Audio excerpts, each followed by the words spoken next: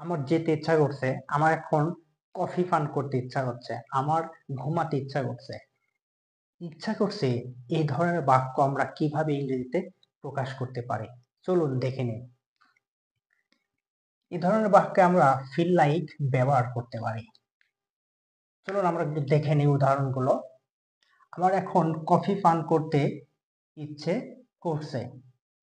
Just এখানে একটা জিনিস আমরা একটু খেয়াল করব, স্ট্রাকচারটা। প্রথমে সাবজেক্ট নিয়ে আসবো, দেন ফিল লাইক, তারপর ভার্বের সঙ্গে আইএনজি প্লাস এক্সটেনশন। ওকে, আমরা যদি প্রথম বাক্যটা এবার একটু লক্ষ্য করি, আমার এখন কফি পান করতে ইচ্ছে করছে। I feel like drinking coffee now. প্রথমে সাবজেক্ট নিয়ে আসছি, তারপরে ফিল লাইক, দেন ভার্বের সঙ্গে আইএনজি, দেন এক্সটেনশন।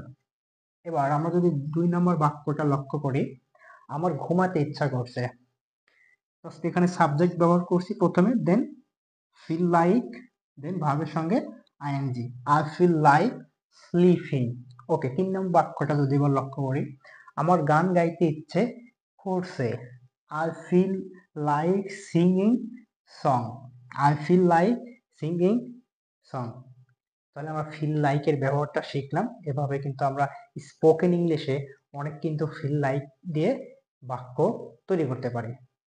আল্লাহ হাফেজ।